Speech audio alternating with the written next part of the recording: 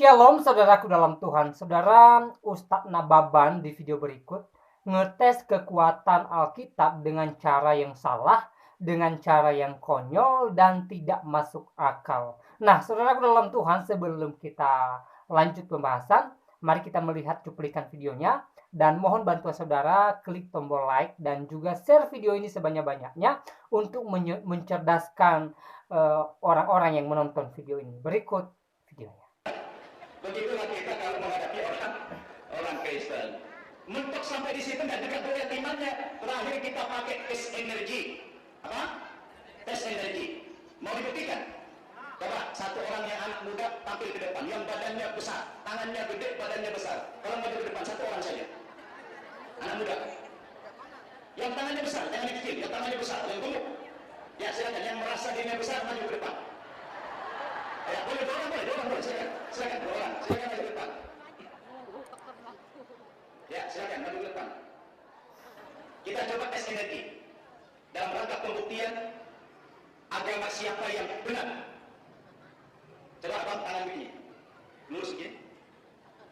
Nanti saya akan tekan tangan abang ke bawah, tapi tolong ditahan, pakai energi yang sekuat-kuatnya. Dengan tenaga yang paling kuat. Siapa yang kalah? Apakah saya mampu menurunkan tangan beliau ya? Hitung. 1, 2, 3. Luar biasa tenaganya, hebat tenaganya. Kayaknya gue sarapan nih. Sekarang kita coba. Apakah ketika beliau memegang Alkitab ini masih punya kekuatan seperti tadi? Kita lihat. Coba pegang, ini ada sensornya ini, Pak. Pegang tangan kanan, pegang gini. Tangan kiri, ya, tangan kiri pegang gini. Tangan kanan begini. Ya. Seperti lagi. Kalau tadi waktu masih kosong Bapak Ibu, energinya sangat kuat sekali. Tapi sekarang, ya dan itu ya, ya. Sekarang begitu dia pegang, langsung hilang kekuatan beliau. Inilah salah satu keajaiban Islam itu. Buktikan. Seperti tadi Bang, jangan diulang ya. 1, 2, 3. Mana tenaga beliau? Mana tenaganya? Langsung hilang. Padahal saya tidak pakai tenaga. Ulang, sekali lagi. Ya. Pam, keluar tenaga semuanya. 1, 2, 3. 1, 2, 3. Subhanallah. Sekarang pegang Quran. Pegang Al-Quran. Sama, ini sensornya ada juga. Seperti tadi, jangan ada yang berubah. Abang awal lagi seperti tadi. Ya. 1, 2, 3.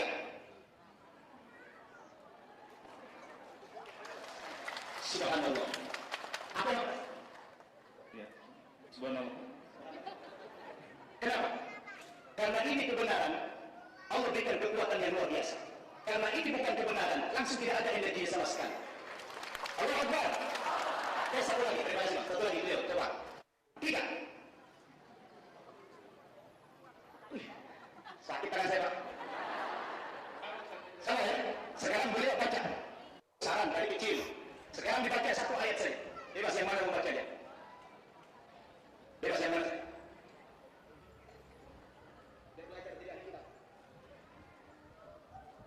Kata musuh, aku akan mengajar, akan mencapai mereka, akan membagi-bagi jarakan. Cukup.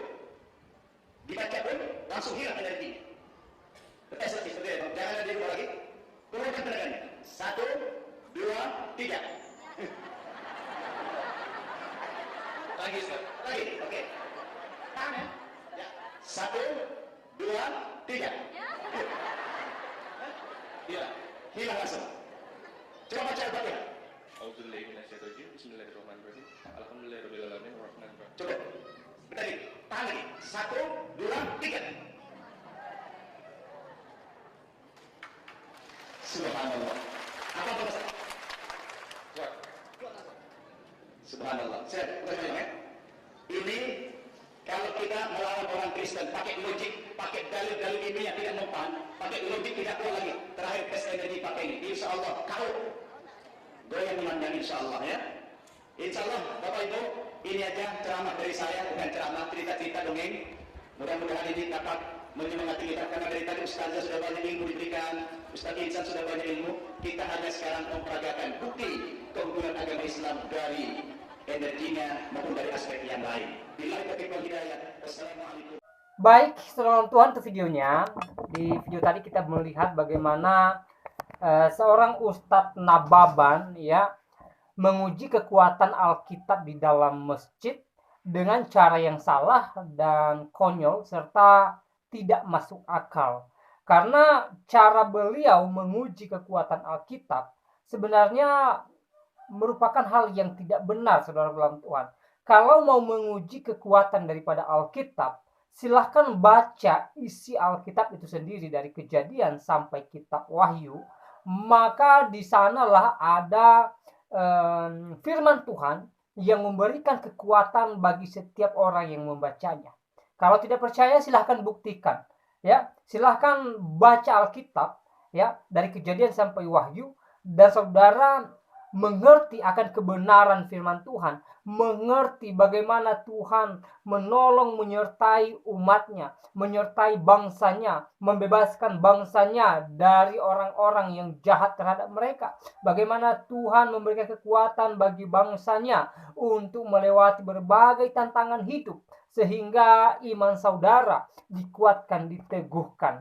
Saudara dalam Tuhan, kalau sekedar memegang Alkitab lalu menurunkan tangan orang, saudara dalam Tuhan, saya katakan itu cara yang sangat konyol sekali dan tidak masuk akal, saudara dalam Tuhan, dan itu cara yang tidak akademis gitu loh ya.